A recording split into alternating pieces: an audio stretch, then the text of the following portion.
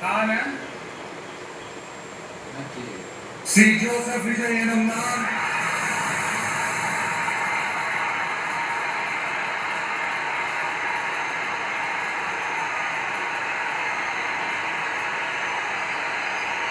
சட்டப்படி அமைக்கப்பட்ட இந்திய அரசியல் அமைப்பின்பால்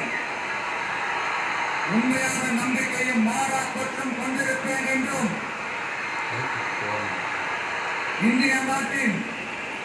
ஒப்பில்லாத முழு முதல் ஆட்சியையும் ஒருமையையும் நிலைநிறுத்துவேன் என்றும் தமிழ்நாட்டு அரசின் முதலமைச்சராக உண்மையாகவும் முழச்சான்றின்படியும் என் கடமையை நிறைவேற்றுவேன் என்றும்